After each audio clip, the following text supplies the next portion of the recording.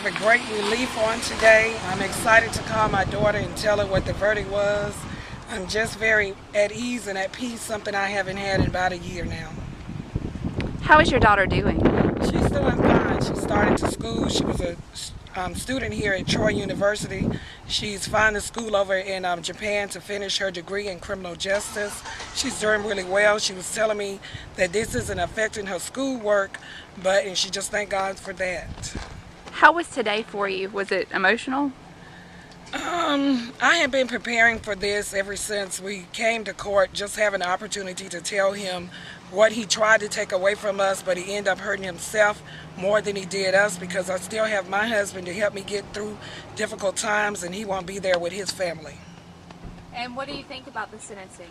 I'm very satisfied and pleased with it, and I just know that Troy Police Department and the District Attorney Office did as well as they possibly could, and as long as he got sentenced with something, as long as he knew he couldn't get away with it, and I feel like that's what he thought he was going to do, and as long as he didn't get away with it, I'm fine with whatever the judge gave him.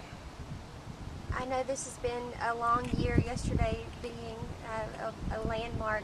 What's it been like for your family, and do you feel like that today is kind of turning over a new leaf and a brighter horizon? It is. It was a difficult day for my daughter, Quindrika. Like I stated earlier, she ended up putting diesel fuel in her tank because her mind was just stuck on what happened to her last year. But my family and I are very close, and we just got together and prayed. We believe in prayer, and we just made it through a difficult time like we've been doing all year.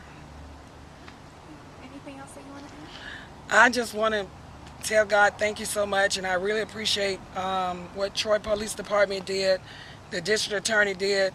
Ms. Harrison went above and beyond her job to get my daughter home. She even called to Washington, D.C. to make sure that my daughter was back here for this case, and she just did a great job, and I just thank God for everything. Looking back over the last year, your daughter was a little ashamed at first and didn't want to say anything. Tell us a little bit about her strength over the last year.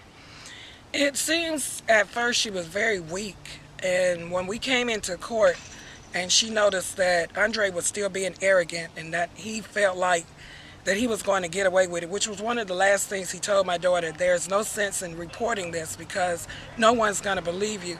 When she saw that he had no remorse, she drew strength from that and said that I want to see justice done. Mr. Ellis got 1,020 months in each of his rape offenses, or 85 years. Judge Kelly used the voluntary sentencing standards in sentencing Mr. Ellis, and as such, in each of the rape charges, he got 85 years. And then he also got the burglary charge was 20. He was convicted of burglary, and he got 20 years in the burglary. That's a lower class felony, so the sentencing ranges are not quite as severe. But he also said it was concurrently, so it means that it really gets 85 years. Correct. He will serve his time concurrently. In other words, they will all be served simultaneously. It won't be anything that the sentences are stacked on top of each other, if you will. But in each case, he was sentenced individually as far as the case is concerned. And how do you feel about the sentencing? I think it's good. Of course, we asked for life without the possibility of parole, but really our main concern is just making sure that the victims have their sense of security back. And as far as an 85-year sentence, I mean, that's going to ultimately be the controlling sentence because it's the longest.